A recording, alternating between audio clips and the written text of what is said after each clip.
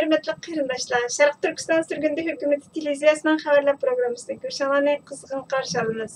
Amerika hökumətinin Xitayning Sharq Turkistonda yürgüzüyotgan vəhşi qılmışlarını irqiy qırğınçılıq deb e'tirof qilganligining 2 yillik xotira kunida NTD xabar kanali Baş ministerimiz Salih Xudoyor Efendini ziyorat qildi.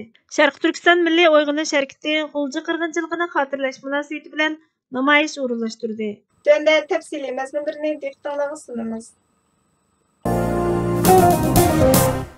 NTD xabar kanali Xitoyning Sharq Turkistonda yurgizayotgan irqiy qirg'inchilikni Amerika hukumatining e'tirof qilganligining 2 yillik xotira kunida Sharq Turkiston surgundi hukumatining bosh ministri Salih Xudoyor Efendini ziyorat qilib, o'tgan 2 yilda nima ishlarning yuz berganligi haqida suhbatlashdi. Riyosatchi Sharq Turkistonda Uyg'urlarning nufusining qancha ekanligini so'raganda bosh ministerimiz Xitoyning majburiy tug'ut cheklash, majburiy to'y qildirish, nazarband ostiga ilish siyosatining turtkisida 2017-yildan boshlab Uyg'urlarning asosiy nufusida ortish bo'lmadi. Ba'zi joylarda nufusning ortishi 0% bo'ldi, ya'ni zodimi ortmadi dedi. Riyosatchining bu yerda 0 yuqum siyosati mavjud. Bumu o'xshashlar tutib turish siyosatining rolini o'ynaydi. Xitoy 0 yuqum siyosatini oxirlashtirgandek qiladi. Uyg'ur nufusiga nimalar bo'lyotidi? Biror o'zgarish bo'ldimi deb so'raganda bosh ministerimiz Uyg'urlarda hech bir o'zgarish bo'lmadi. Xitoy doiralari 0 yuqum siyosatining oxirlashganligini aytgan bo'lsa-mu, Sharq Turkistonning cho'l bayovonlarida yanada korona tashkilotlarini markazli tutib turish o'rinlarini izchil insho qilmoqda. Shunga Uyg'urlar uchun cho'ng o'zgarish bo'lmadi. Irqiy qirg'inchilik davomlashmoqda. Xitoy hukumati taktika qo'llanib, yilisini davomlashtirmoqda dedi. Amerika hukumatining Xitoyning Uyg'urlarga qarata yurgizayotgan vahshiy qilmishlarini rasmiy turda irqiy qirg'inchilik deb e'tirof qilganligiga 2 yil bo'ldi. Bu 2 yil jarayonida nimalar yuz berdi? Farq bo'ldimi deb so'raganda bosh ministerimiz ta'limimizga qarshi cho'ng o'zgarishlar bo'lmadi. 2023-yilga kirdik. Xitoy hukumati irqiy qirg'inchilik yurgizayotganligini izchil inkor qilib, irqiy qirg'inchilikni davomlashtirib kelmoqda. Amerika hukumati irqiy qirg'inchilikni e'tirof qilgandan keyin G'arbdagi Kanada, Angliya, Belgiya, Gollandiya qatorliq 10 dak davlat parlamentlarga irqiy qirg'inchilikni e'tirof qildirdi.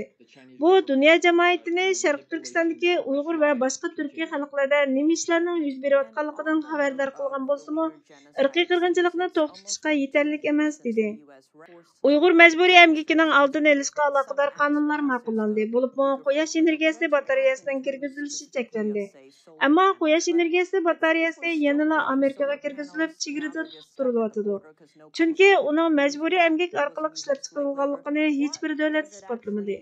Qonun loyihasini ijro qilish uchun nimalarni qilish kerak? Nima ishlarni qilishga muhtoj deb so'raganda bosh ministerimiz shuni oydinlashtirib olish kerakki, Xitoy Uyg'urlarni yolg'iz Sharq Turkistonda emas, Xitoyning ichkari o'lkalarga yerlashtirib majburiy emgakka salmoqda. Shunga Xitoyda ishlangan barliq mallarning importini cheklash qonunini yo'lga qo'yishni talab qilamiz. Bu Xitoy irqiy qirg'inchilikni to'xtatib, Xitoyga maxsus tekshirish guruhi avatilib, mahsulotlarning majburiy emgakdan ishlab chiqarilmaganligini isbotlamaguncha majburiy emgakning oldini olishning birdan-bir yo'li dedi. İnsan haqlari nuqtasidan nimalar o'zgarishi kerak deb so'raganda bosh ministerimiz inson haqlari nuqtasidan qaraganda nurg'ulg'an narsalar o'zgarishi lozim. Fakat shuki biz irqiy qirg'inchilikqa mustamlikaga duch keldik. Bu kishilik huquq nuqtasidan qaraganda cho'ng masala. Chunki Xitoy Sharq Turkistonni ishg'ol qilib, Sharq Turkistonda mustamlikachilik yurgizgan. Xitoyning oxirgi maqsadi Sharq Turkistonni ichki mustamlikasiga aylantirish.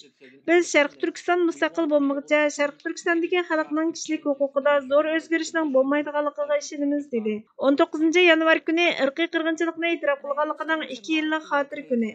Siz oq qog'oz harakati boshlatdingiz. Oldin ola ko'rishlaringizni o'ttirga qo'ygan bo'lsangiz deganida bosh ministerimiz oq qog'oz Sharq Turkiston azaldan Xitoyning bir parchasi emas.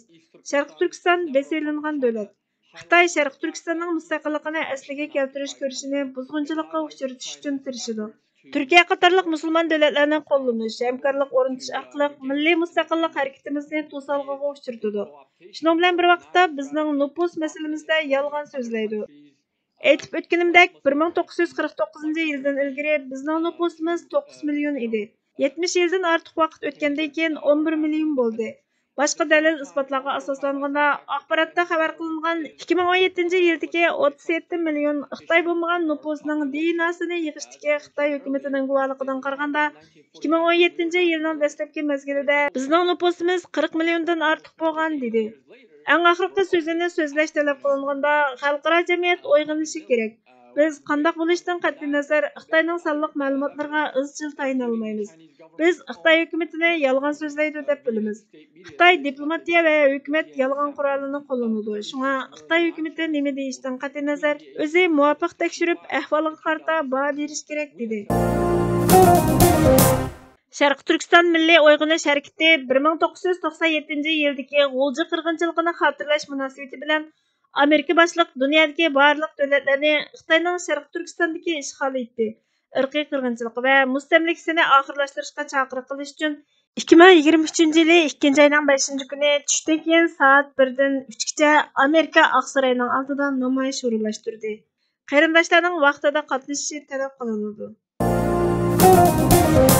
Shaxsiy intiqom va qisos kabi kishilik kurashga chetiladigan bir yo'lga qadam ilishda o'limni hisob kitobning eng beshiga keltirib ish boshlash aqlli bir ish ekan. Vatan mustaqillik harakatidan iborat shaxsiy va kollektivdan halqagan bir da'voga qadam ilishda buni diqqatga olib qadam ilish har qachon ideyada tayyorlik bo'lish necha yuz hassa muhim. Albatta, bu ma'nodan olib aytganda g'alaba qilganda qisosnimi, intiqomnimi tang ado qilg'ili bo'ladigan bundoq bir yo'lga kirishda o'limning har qachon duch kelish mumkinchiligiga ega birinchi o'tkal. Yuzlashish muqarrar bo'lgan cho'ng sinoq ekanligini hisobga olib turib, da'vo sepiga qadam ilish aqalli savobdir. Shundaqla mustaqillik harakatida oldin idrok qilishga tegishli ideviy tayyorlik va salohiyat hozirlashga tegishli avvalgi shartlar jumlasidandir. Burhan Muhammadning noahlilik va salohiyatsizlik sirtmoqlarida bo'g'ilayotgan mustaqillik kurashi nomli maqolasidan ilindi. Hürmetli görürmenler, xabarlarımızdan kögün Allah için köp rahmet. Kelar qitimqi programmamiz ko'rishguncha Allohga omonat bo'lgaysizlar.